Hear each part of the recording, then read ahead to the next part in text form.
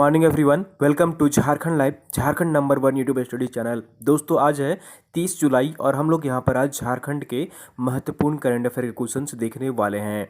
तो अगर आप झारखंड लाइव चैनल में अगर नए हैं तो सबसे पहले चैनल को जरूर सब्सक्राइब कर लीजिए और साथ ही जो बेल आइकन बना हुआ है उसको प्रेस कर लीजिए ताकि आगे का जो भी अपडेट्स अगर वीडियो आएगी नोटिफिकेशन सबसे पहले आपको यहाँ पर मिल जाया करेगी।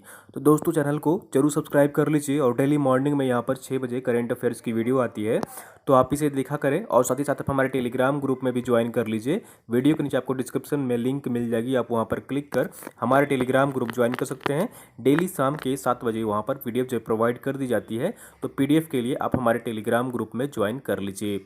तो चलिए हम लोग यहाँ पर आज 30 जुलाई के झारखंड के महत्वपूर्ण करंट अफेयर क्वेश्चंस देखते हैं। तो यहाँ पर आज का पहला प्रश्न है, रांची का पहला प्लाज्मा बैंक की शुरुआत कहाँ की गई है? तो इसका सही आंसर जो होगा यहाँ पर ऑप्शन नंबर ए इज बिल्कुल सही आंसर हो जाएगा, रिम्स रांची में। कहाँ पर? रिम्स रांची में राज्य का पहला प्लाज्मा बैंक की शुरुआत की गई है।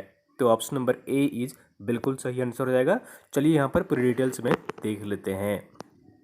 तो जैसे कि आप यहाँ पर देख पा रहे हैं, रांची का पहला प्लाज्मा, ठीक है, ये राज्य का भी पहला प्लाज्मा बैंक होगा जिसकी शुरुआत मंगलवार को रिम्स रांची में शुरू किया गया है। इस प्लाज्मा बैंक में ऐसे पुरुष एवं अविवाहित महिलाएं प्लाज्मा दान कर सकते हैं जिन्हें कोरोना वायरस ठीक हुए 28 दिन से ज़्यादा पर 4 महीने से कम हुए हों। उनकी उम्र 18 से 60 साल के बीच होनी चाहिए। साथ ही उन्हें किडनी हार्ट की बीमारी, डायबिटीज़, हेपेटाइटिस, एचआईवी और थायराइड जैसी अन्य क्रॉनिक बीमारी नहीं होनी चाहिए, ठीक है, तभी यहाँ पर प्लाज्मा जो है वो डोनेट कर सकते हैं। रिम्स रांची की स्थापना कब हुई थी? पहले इसका नाम आरएमसीएच था, Rajendra medical college and hospital. अब और इसकी स्थापना जो की गई थी वो 1960 ईस्वी में की गई थी। रिम्स जो रांची, इसका नाम फिर से बाद में बदल दिया गया Rajendra institute of medical and sciences. तो इसकी जो नाम परिवर्तन किया गया था वो वर्ष 2002 में किया गया था, तो ये भी याद रखिएगा। चलिए अगले प्रश्न की ओर चलते हैं और अगला प्रश्न है यहाँ पर, राज्य के दिव्यांग बच्चे जो स्कूल जाने में सक्षम नहीं हैं उनकी शिक्षा की व्यवस्था की जाएगी। तो इसका सही आंसर जो होगा यहाँ पर ऑप्शन नंबर ए इज बिल्कुल सही आंसर हो जाएगा, घर पर उनकी शिक्षा की सुविधा उपलब्ध कराई जाएगी, ठीक है। तो जो राज्य के दिव्यांग बच्चे हैं जो स्कूल जाने में सक्षम नहीं हैं उनकी शिक्षा की व्यवस्था घर पर की जाएगी। तो ऑप्शन नंबर ए इज बिल्कुल सही आंसर हो जाएगा। चलिए यहाँ पर पूरी डिटेल्स में देख लेते हैं। तो राज्य के वैसे दिव्यांग बच्चे जो स्कूल जाने में सक्षम नहीं हैं उनके लिए घर पर ही पढ़ाई की व्यवस्था कराई जाएगी। वहीं वैसे दिव्यांग बच्चे जो साधन के अभाव में हर दिन स्कूल नहीं जा पा रहे हैं उनके लिए ट्रांसपोर्ट की व्यवस्था की जाएगी। केंद्र व राज्य सरकार के सहयोग से इस व्यवस्था को लागू किया जाएगा। केंद्र सरकार ने इसकी मंजूरी दे दी है एवं गाइडलाइन जारी कर दिया है। अब यह राज्य सरकार के गाइडलाइन जारी होने के बाद, मंजूरी मिलने के बाद राज्य में लागू किया जाएगा। तो दिव्यांग बच्चे जो होंगे उनको घर पर ही शिक्षा दी जाएगी और जो स्कूल जाने में सक्षम नहीं है उन्हें ट्रांसपोर्ट के माध्यम से स्कूल पहुंचाया जाएगा। चलिए अगले प्रश्न की ओर चलते हैं और अगला प्रश्न है यहाँ पर, रांची के अंजनी कुमार सहाय किस देश के राजदूत नियुक्त किए गए हैं?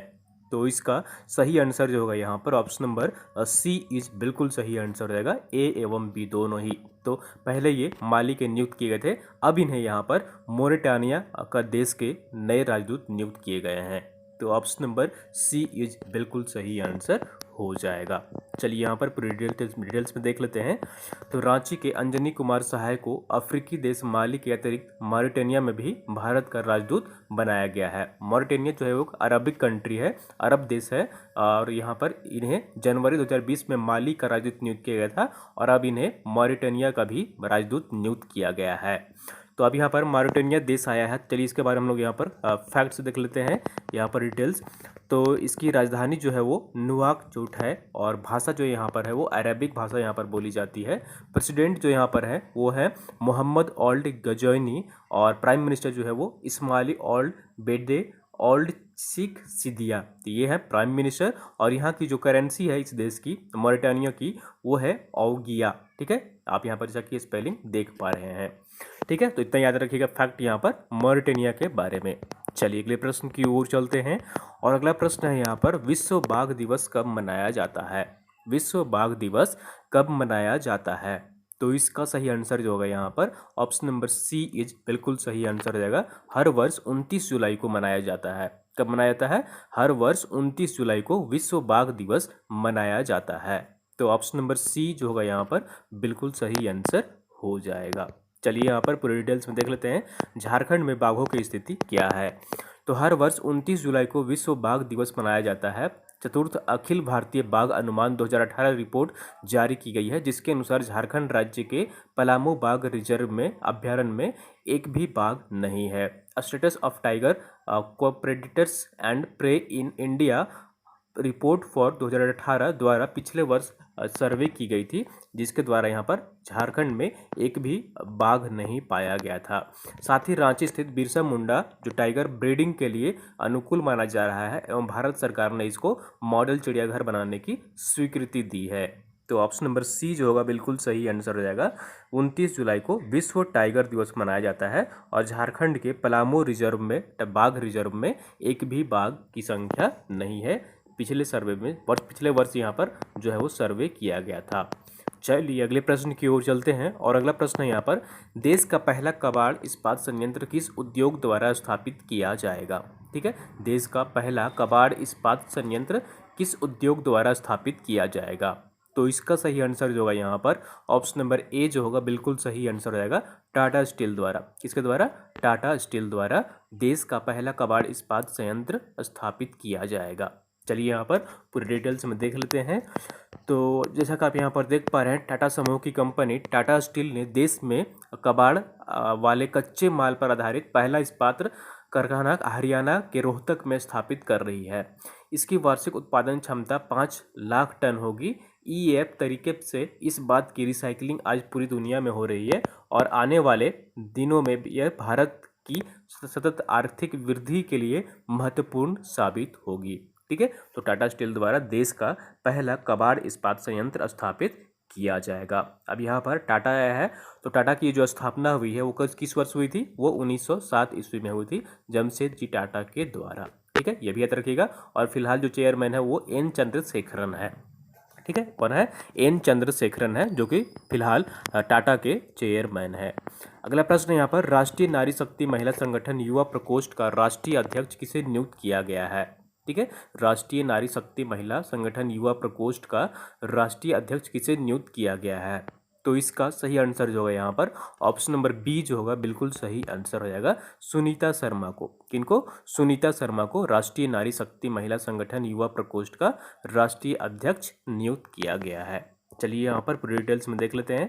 तो मानवाधिकार के राष्ट्रीय उपाध्यक्ष सुनीता शर्मा को राष्ट्रीय नारी शक्ति महिला संगठन युवा प्रकोष्ठ का राष्ट्रीय अध्यक्ष पद पर नियुक्त किया गया है। राष्ट्रीय नारी शक्ति महिला संगठन के राष्ट्रीय अध्यक्ष आरती बहनों ने यह पद सौंपा है और ये रांची की है, इसलिए इंपॉर्टेंट है, याद रखिएगा। तो ऑप्शन नंबर बी जो होगा बिल्कुल सही आंसर रहेगा, सुनीता शर्मा है। चलिए अगले प्रश्न की ओर चलते हैं और आंसर ऑफ द डे है यहाँ पर। कल जो आपसे प्रश्न पूछा गया था अंतर्राष्ट्रीय योग दिवस के मौके पर योग कल्चर एसोसिएशन द्वारा किसे कम्युनिटी सर्विस अवार्ड से सम्मानित किया गया है।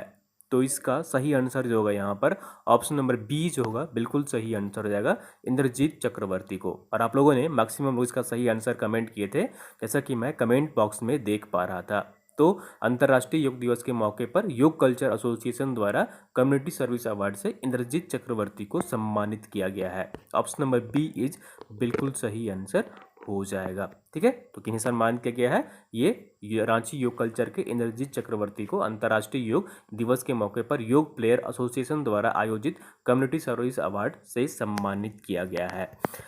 अगला प्रश्न चलते हैं अगले प्रश्न की ओर। क्वेश्चन ऑफ द डे है यहाँ पर हूल दिवस कब मनाया जाता है। तो हाल ही में यहाँ पर हूल दिवस मनाया गया है, तो हूल दिवस कब मनाया जाता है। ऑप्शन देख लीजिए, यहाँ पर 4 ऑप्शन है आपके, 28 जून, 29 जून, 30 जून या फिर 1 जुलाई। तो आपको कमेंट करके बताना है कि इसका सही आंसर क्या होगा, हूल दिवस कब मनाया जाता है। तो कोशिश करिए इसका सही आंसर कमेंट करने की कमेंट बॉक्स में। ठीक है, दोस्तों ये थी यहाँ पर आज की झारखंड की महत्वपूर्ण करंट अफेयर क्वेश्चंस। उम्मीद करता हूँ आपको वीडियो पसंद आई होगी। जरूर लाइक करिए, चैनल को सब्सक्राइब नहीं किए सब्सक्राइब कर लीजिए। और आप सभी को जैसे पता है कि यहाँ पर हमारा जेपीएससी और सीजीएल के लिए दोनों के लिए यहाँ पर ऑनलाइन लाइव टेस्ट का आयोजन किया जाता है।